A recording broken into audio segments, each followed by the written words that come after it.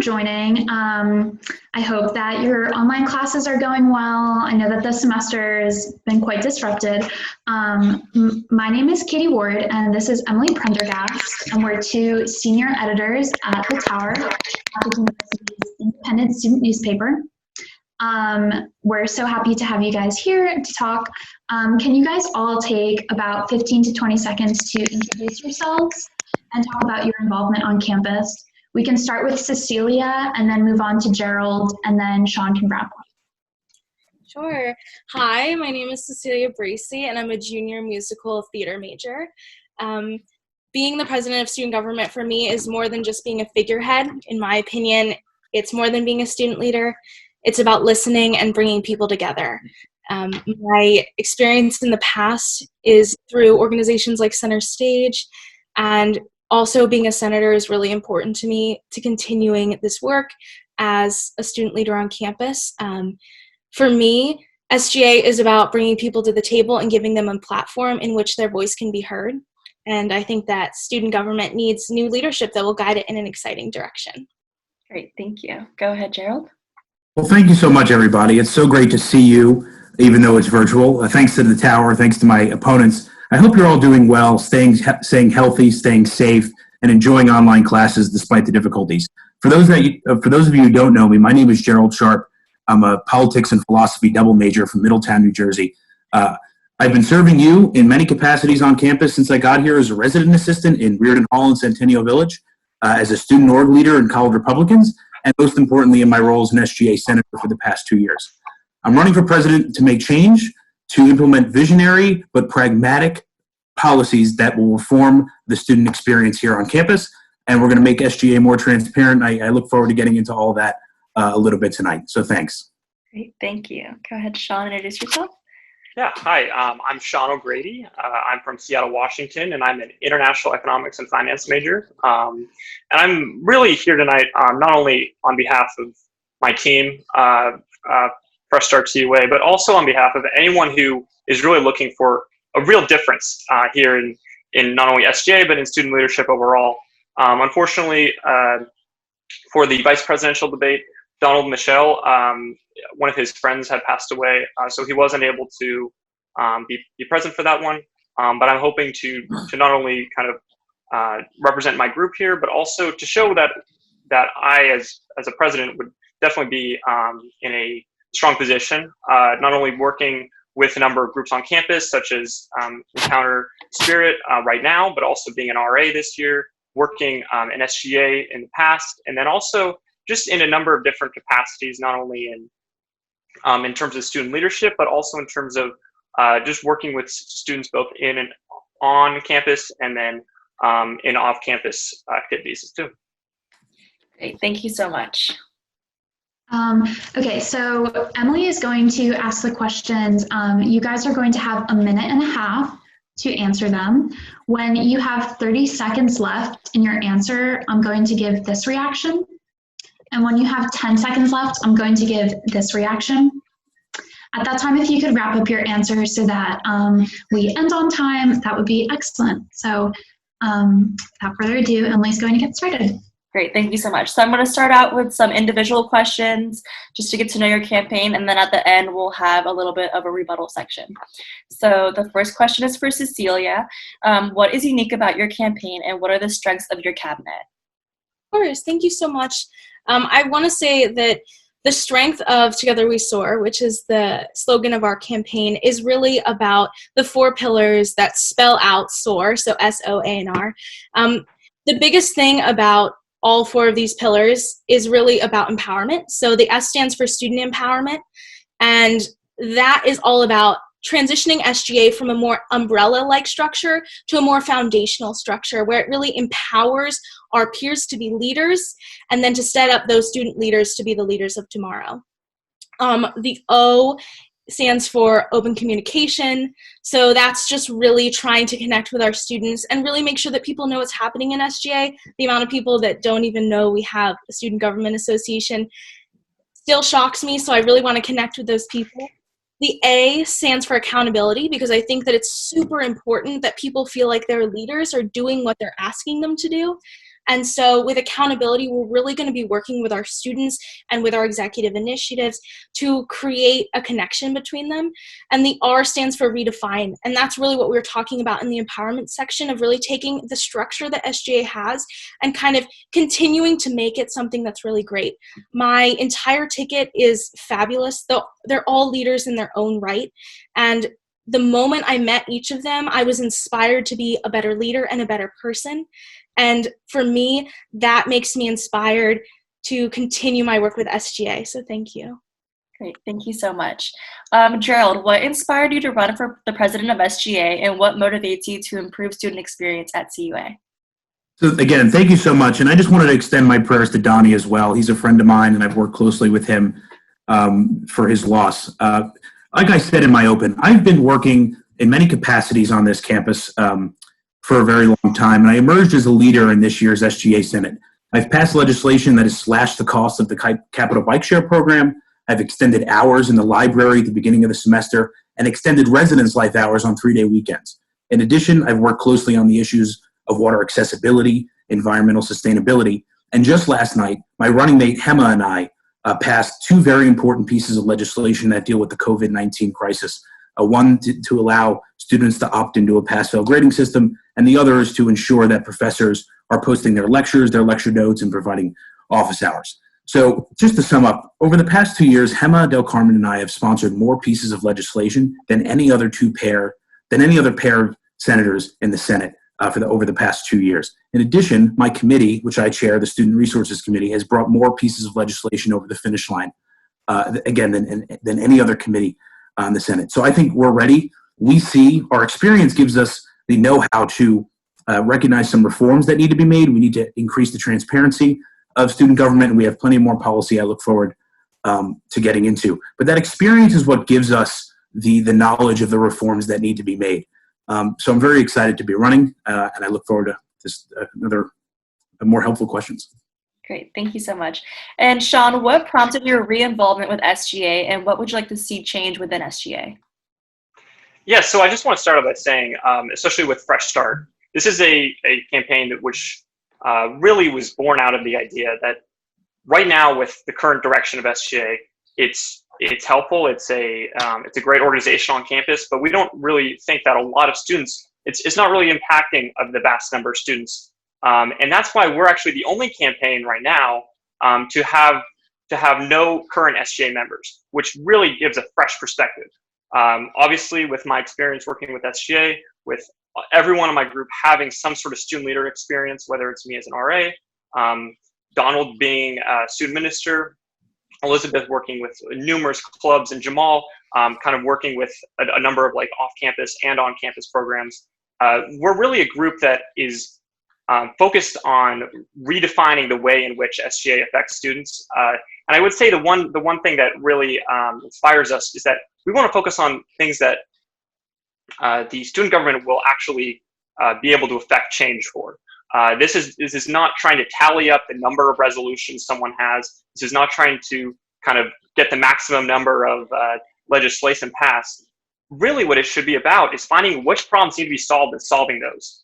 The rest is all bureaucracy, and a lot of it sometimes can be considered unnecessary. Great, thank you so much. And Cecilia, how did your experience on SGA Senate show you how to most effectively enact change for the entire student body? Thanks, Emily. That's a great question. So I've been a part of SGA for 2 years. I'm a committee chair this year. And I think one of the things that not just being a senator, but also being a committee chair has really taught me is the importance of working with others. My committee is really focused on specific resolutions, and I feel my job as a committee chair is to empower those people to bring their resolutions forward, because I think the mark of a great leader is not someone who always has to have names on things or having a connection with something, but to empower other people to have that connection with their own material. My experience outside of the Senate has helped me as well. I'm an RA. I was an orientation advisor last year, and again hired to be an orientation advisor at next fall. But I really think that being a part of this organization and seeing how we can help really has inspired me to want to help figure out ways that make it easier for us to help people. And like Sean was starting to talk about, there are some things that has been hard as a committee chair with some of the bureaucratic tape that we have to work through sometimes. I think it's important that we really center down on the real mission of SGA, and that's something that's really important to me and my team as we continue forward. Great, thank you so much. Gerald, how do you plan to hear student opinions and problems regarding the COVID-19 cases and incorporate them into your actions as student leaders this semester into next? That's an excellent question, Emily. Thank you so much.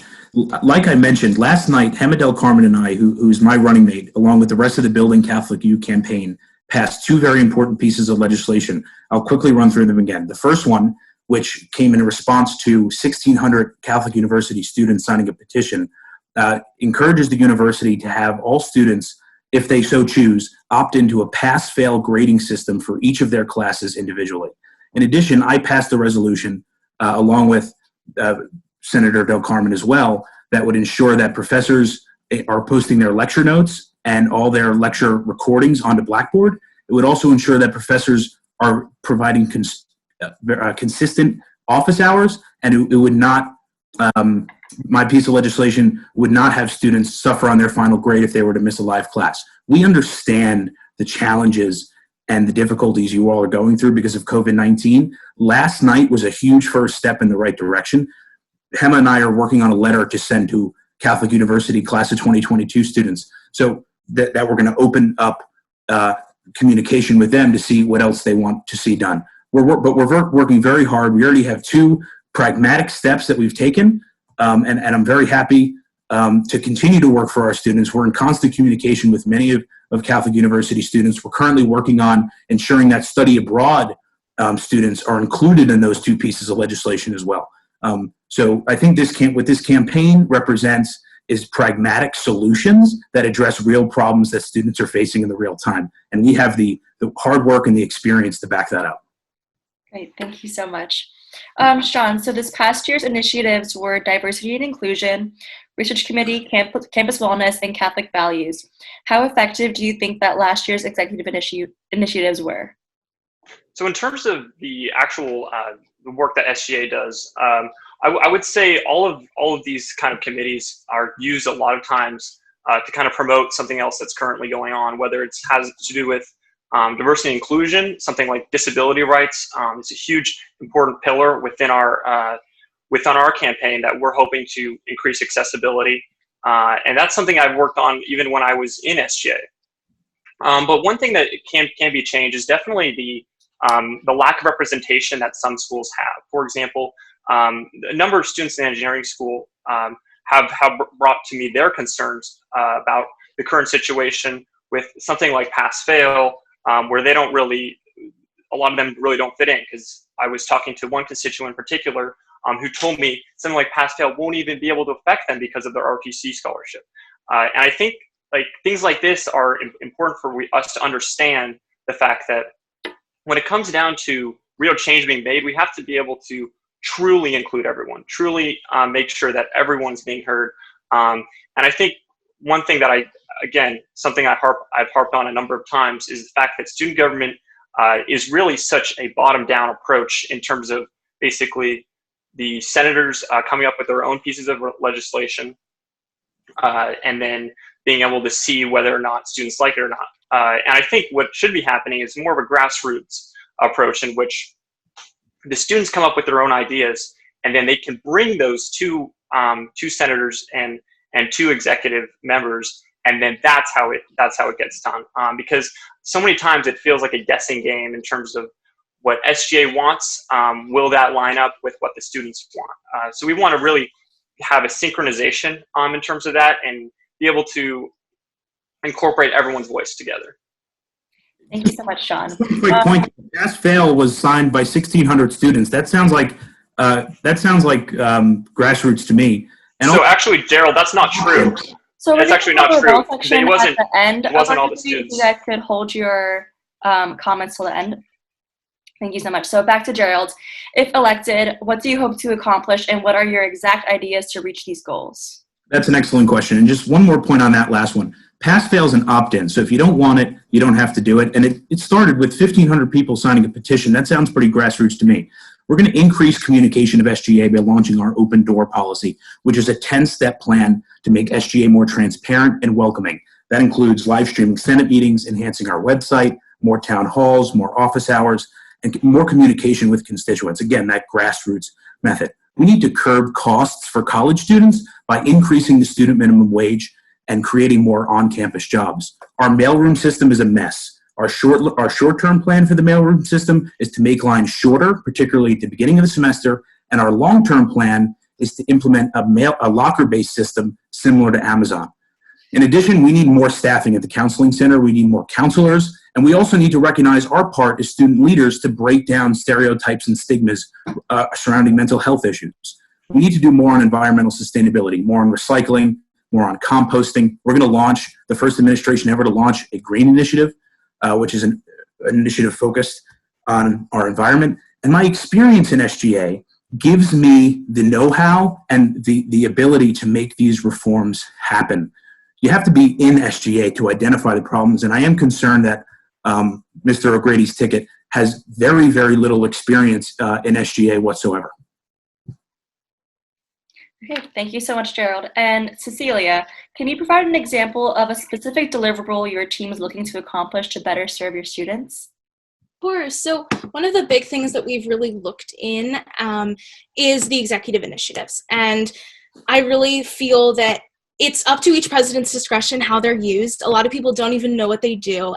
So I want to take a second to explain really quickly how I'm going to use the executive initiatives.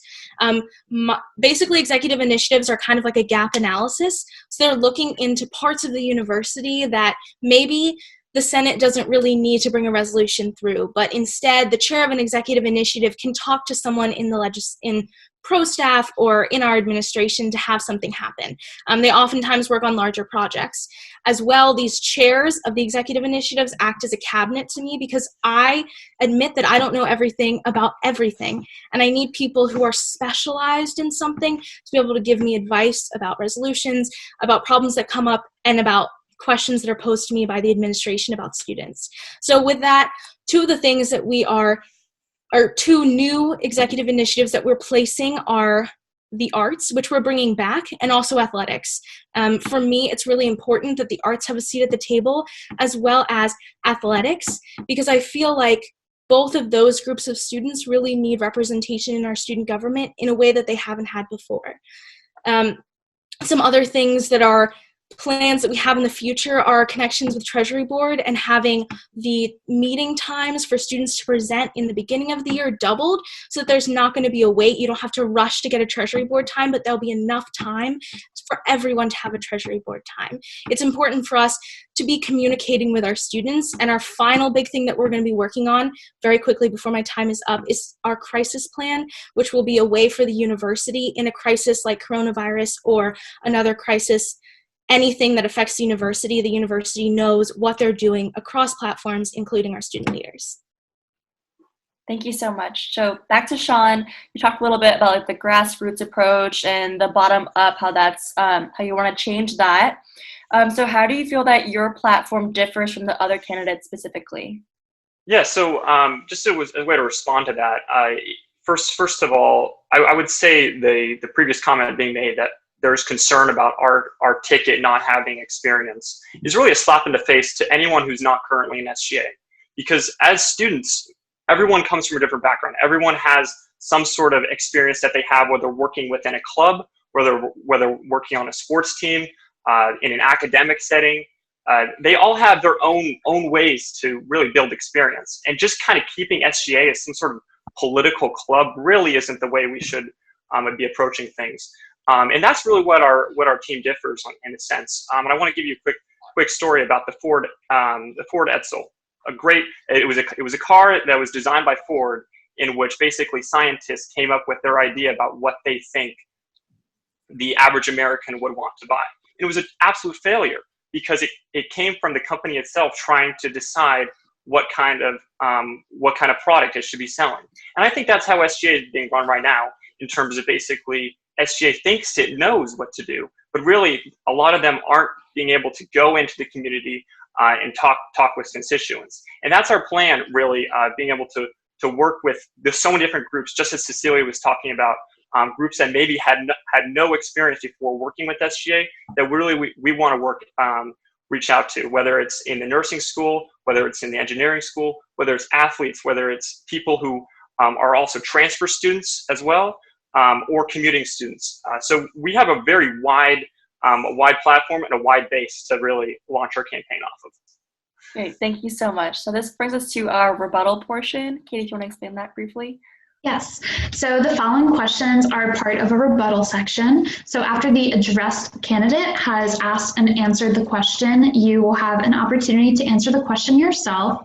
Although you don't have to provide a rebuttal, this section will allow for more inter-candidate dialogue.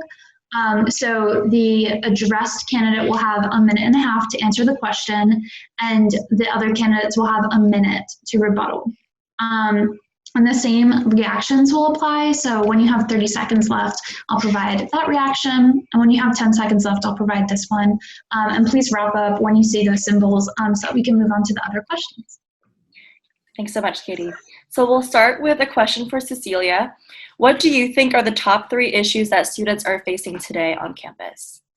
I think, first off, the number one issue that we're facing right now is COVID-19 and the fact that we all aren't together. I think that it's important for us to understand as a community that we're in a new world and our normal has completely changed. So we need to adapt and reinvigorate our campus. And I really don't think we should and we cannot settle for the minimum. Instead, we need to ask of our student government that it be the foundation with which others can be empowered.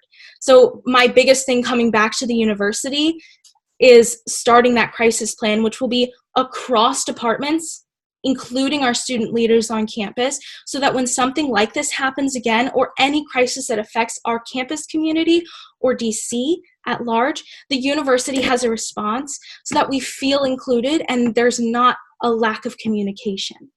I think the second biggest issue that we're seeing on campus right now is just some campus climate. I think that we're really, as a university, we have such a strong foundation and such a community that brings us together.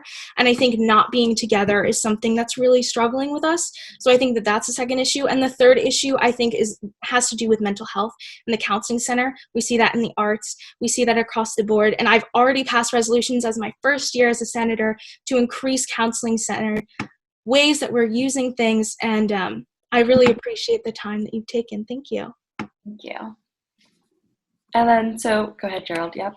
I'm happy to offer my response to that question as well. I agree that COVID-19 is an issue, which is why the Building Catholic U team endorsed pass-fail, endorsed the professors providing office hours and posting their lecture notes plan. That's a great first step, and we're going to take that even further.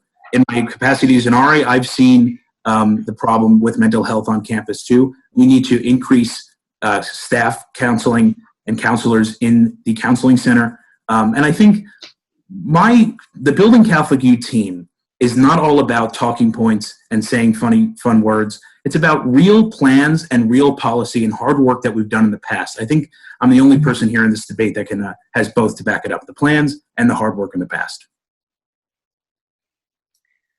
Sean, if you have a response, go ahead. If not, we can move on to the next question. Yes.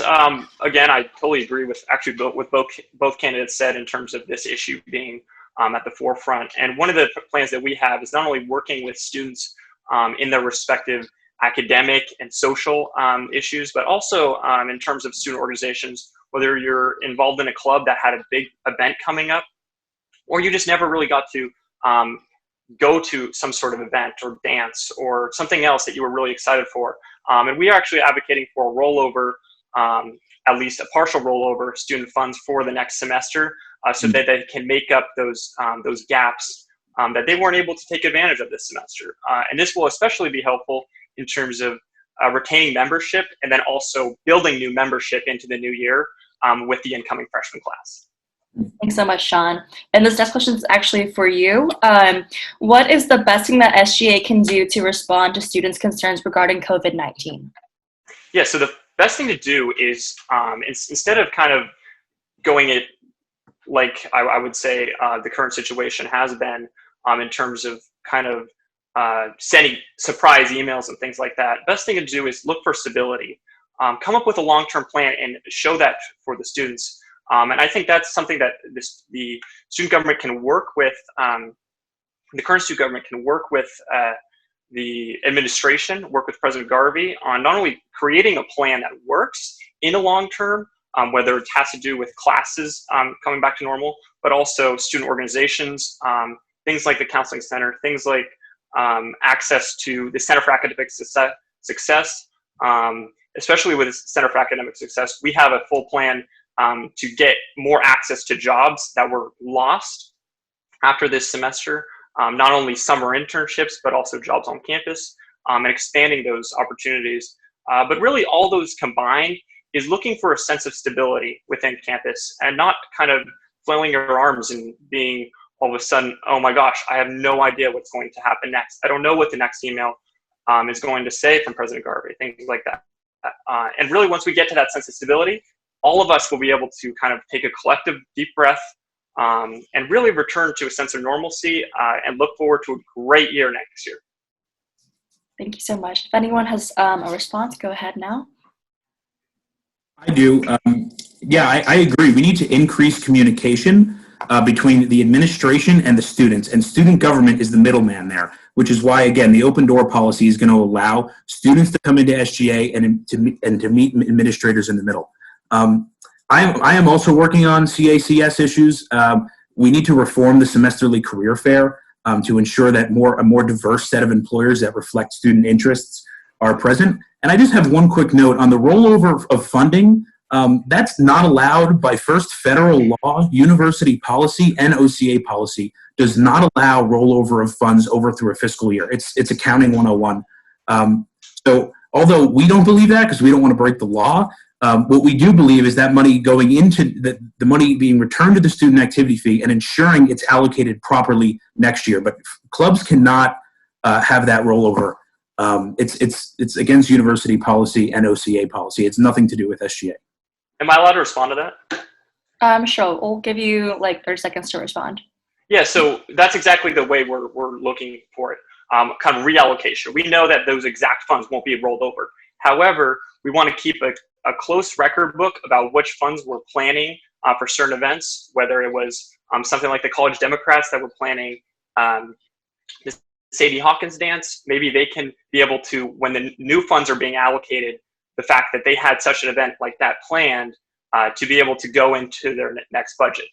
So no, Gerald, I'm not looking for a way to break the law or anything, but it's really just being able to keep track of what kind of funds might have been able to be used and what we can use for next year, and just keeping close record books to mitigate any negative factors brought on by COVID-19. I'd also like to respond if that's all right. Thank you so much, Sean. I just want to say I really believe that the university, while not always coming to our standards, has really been trying. But I think the reason that we're feeling this way is that there's no plan set in place. And one of the things that my team is committed to doing the first day that we start in office is putting together this crisis management plan. So when something like this happens again, which inevitably our campus will have another crisis, life isn't perfect.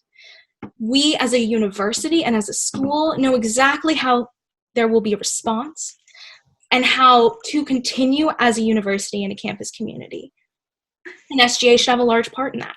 I also do want to say, because this was said before and I didn't get a chance to rebuttal, that I think it's also important to note that how many resolutions you've passed in Senate and the things that you've done, the number of resolutions doesn't always qualify the quantity. The quality of what you're trying to do, and not that I'm taking anything away from Gerald because I think he is a really fabulous senator, but I think that I would also like to say that Melissa and I have sponsored, co-sponsored, and helped with resolutions behind the scenes that have made real change on this university. And I think that the part about being an executive member is not about what you've done in the past, but what you want to do in the future. And we can talk about all the things that we've done that make us qualified. But what's important is who you're going to be when you step into that office and how you're going to support the students and how you're going to speak for them. Great. Absolutely, I agree. A quick rebuttal, if that's okay with you both.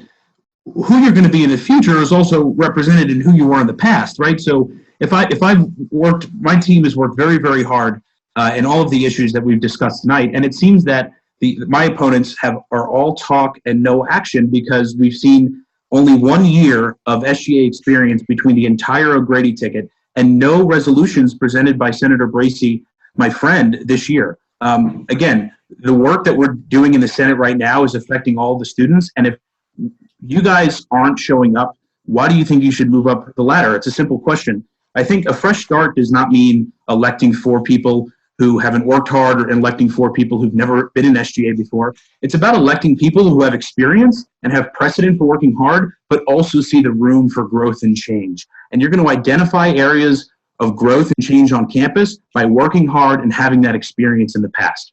Thank you. I just would like to say that being a leader is not putting your name on everything. And I appreciate the fact that you We're actually going to move forward to the next question, and So then he said, we'll have, so he mentioned me by name. I think that as well counts as for a. pretty. Yeah, he did mention me by so we'll name. do a quick 30-second per candidate. Julia, you can go ahead.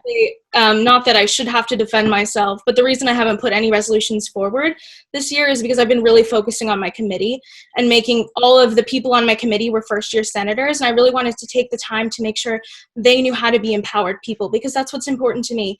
And specifically about our campaign and the claim that we are all talking, no action, if you look at our campaign promises and the things we're talking about, this is not a campaign where we're going to talk about things that the university already does or laws that are already in place or things that are already happening. We're going to be talking about things that should happen. And that's my issue with some of the other points that are being made by candidates, is that these are things that are already happening or things that are laws by the government that they're saying will continue. So thank you so much. Yeah, and I'd be proud to defend both myself and Cecilia here in the sense that, again, what I really am focused on for a fresh start. You're right. It's not about coming at it from within SGA direction, because yes, we do have 1 year of SGA experience. However, the big point here is that SGA isn't the only student leadership organization on campus. Together, we have more than 4 years of student leadership just between us in terms of working in clubs, working in all sorts of capacities, whether it's RA, whether ministry, things like that. And to kind of diminish someone for not being a part of SGA really, again, comes back to the fact that SGA is being treated as a political club, and we just want to get past that object. It's not true. I never said SGA. Okay, so we're going to move on to the next question. Gerald, this is actually for you. I never said his name.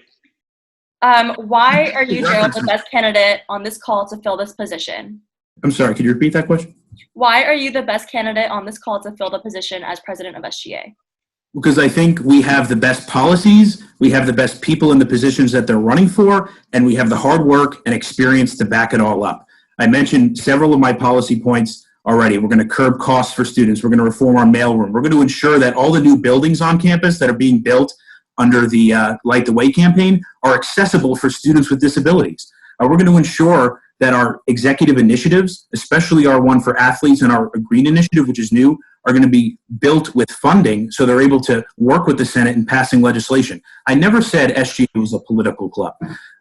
And I'm welcoming people into SGA. However, when you want to run for executive and your entire ticket has virtually no experience in the body, I think that's concerning. And I asked the students at home watching, imagine your student organizations that you're a part of at school, at our university. Imagine someone who's never been or has only served 1 year in that student organization who wants to serve as president next year. So I welcome Mr. O'Grady. I welcome everyone running to be in SGA, but for the people who need to be on the executive, they need to have precedent for hard work. They have to have the basic know-how of the rules, the procedures. They've had to be in on those meetings with administrators. And they also, I think a major prerequisite is that they're fighting for the students, not just now, but their entire career at CUA. I've passed, again, more pieces of legislation. And again, it's not just to get my name on it. We've extended hours in the library. We slashed the cost of the Capital Bike Share program. We're extending hours, Res Life hours. It's about working for the students, and I've been doing that since I got here. I didn't start just a few minutes ago. We're in the 11th hour. Great, thank you so much. And if either of you have a response to that, go ahead. I think that I would be the best SGA president of the people on the ticket, because I really believe in what the students have to say. And I appreciate everything that everyone on this phone call has said about SGA, and the fact that this is such a strong debate and we have 3 strong tickets running. That makes me believe in student government, that people can be so passionate about this organization and so passionate about the ways that it affects the lives of students. For me, I've been a part of student government since I was a sophomore. I'm a musical theater major. We really tend to stay in the Rome school bubble. But continuing with SGA, I've had more students come up and talk to me about SGA resolutions than ever I even heard about SGA my freshman year. People are committed to talking about student government. And I think that one of the things about being a leader is continuing to put people and give them the opportunity and the space to be able to say what they need to say and to make their voices heard. I think that there's a lot of things about my campaign that makes it such a strong ticket. We have Rob, who is an amazing secretary. He's very connected with a lot of organizations on campus and understands how to build community. Julia, who was on the Treasury Board, who studied abroad, who has a lot of background in math and in accounting and in everything that she's doing in the business school. Melissa, who's been on the Senate for so long, who's also a committee chair with me, and who has been a part of academic affairs since she joined the Senate, and has continued that work and empowered other students to bring amazing resolutions to the floor. And I know that I can speak for the students, but I also know that speaking for the students means actually being a part of the student body. And that's why I think that fundamentally our ticket is so strong. Sean, I think you have something to say as well. Yes, I just very quickly.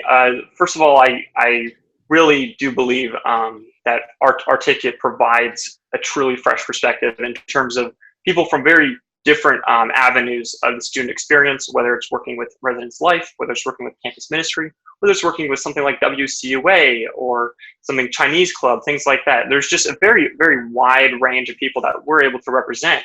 But more importantly than that, it's the sense that we're all united in the sense that the current way that SGA is moving, again, like I talked about with the Ford Edsel example, that it's really kind of this top-down approach that we want to change. And I think as president, I especially feel that way because I not only have some leadership experience within the body, but I also have experience working with student organizations that we're actually going to be representing.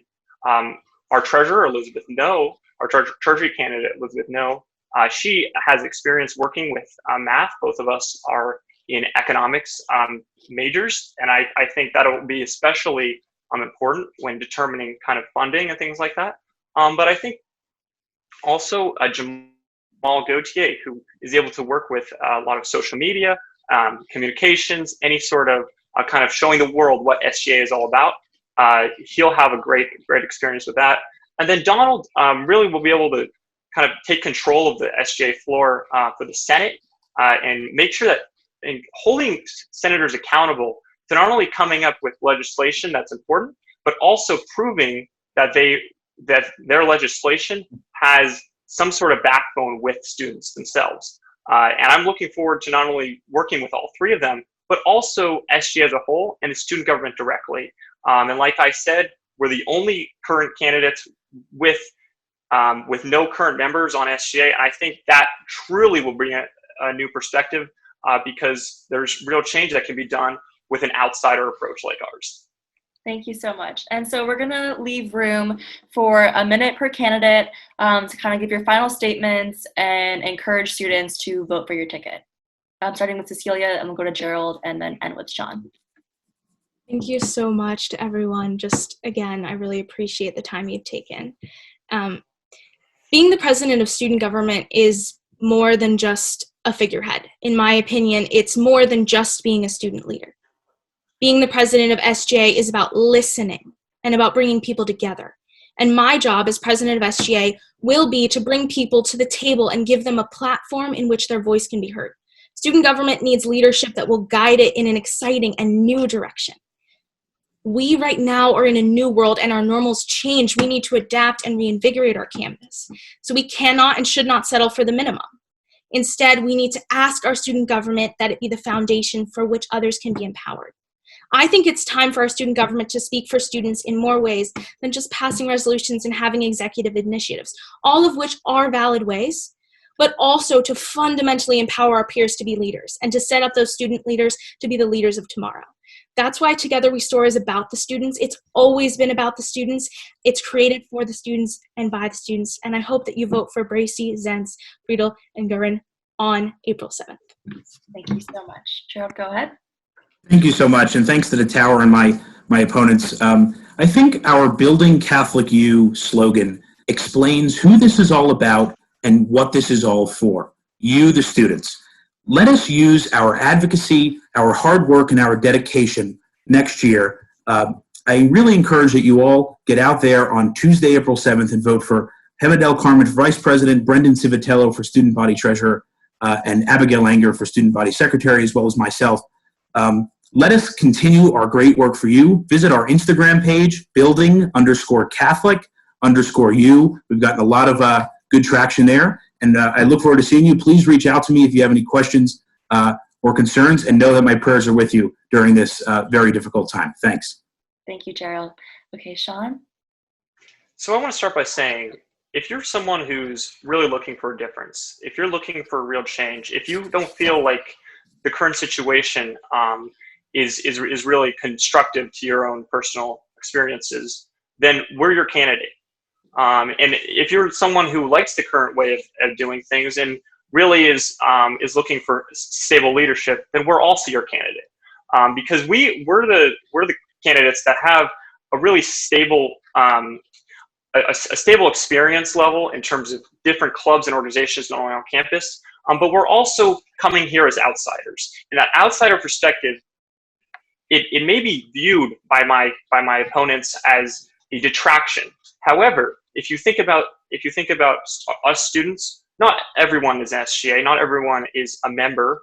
We're not kind of in this club, so-called club that SGA really is. But we're a group that is dedicated to actually implementing changes because we know what the students are going through, because we are the ones who are really on that grassroots level. And I think, especially in terms of the current situation right now, and really bringing things back to a sense of calm and stability, that will be something that our priority will be for day one.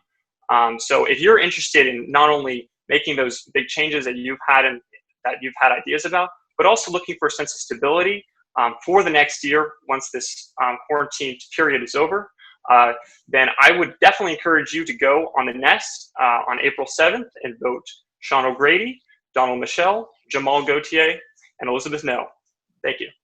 Thank you so much, guys, for joining us today. For students who are watching this, we'll be posting on YouTube.